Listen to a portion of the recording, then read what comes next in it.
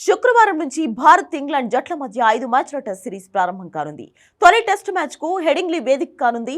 ఈ మైదానంలో భారత జట్టు రికార్డులను ఒకసారి చూస్తే భారత జట్టు ఇప్పటి వరకు 7 టెస్ట్ మ్యాచ్లు ఆడింది.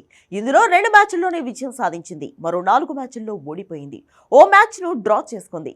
1986లో కపిల్ దేవ్ నాయకత్వంలో ఇంగ్లాండ్లో పర్యటించిన భారత జట్టు హెడింగ్లీలో తొలి విజయాన్ని నమోదు చేసింది.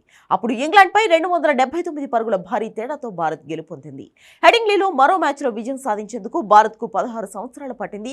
సౌరవ్ గంగూలీ సారథ్యంలో 2002లో ఇంగ్లాండ్లో పర్యటించింది భారత్. హెడింగ్లీలో జరిగిన నాటి మ్యాచ్లో రాహుల్ ద్రవిడ్, సచిన్ టెండూల్కర్, సౌరవ్ గంగూలీ శతకాలు బాదడంతో ఇన్నింగ్స్ 46 పరుగుల తేడాతో భారత్ విజయం సాధించింది. చివరిసారిగా భారత్ 2021లో విరాట్ కోహ్లీ నాయకత్వంలో హెడింగ్లీలో ఇంగ్లాండ్తో మ్యాచ్ ఆడింది. ఆ మ్యాచ్లో భారత బ్యాటర్లు ఘోరంగా విఫలం కావడంతో తొలి ఇన్నింగ్స్లో భారత్ 78 పరుగులకే కుప్పకూలింది.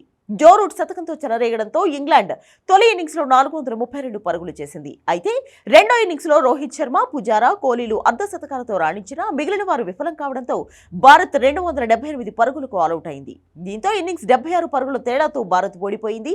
హెడింగ్లీలో భారత జట్టు విజయం సాధించి 23 ఏళ్లు దాటింది. ఇప్పుడు గిల్ నాయకత్వంలో టీమిండియా బరిలోకి దిగనుంది. ఈ నేపథ్యంలో హెడింగ్లీలో భారత్ 3వ విజయాన్ని అందుకుంటుందా లేదా అన్నది చూడాల్సిందే.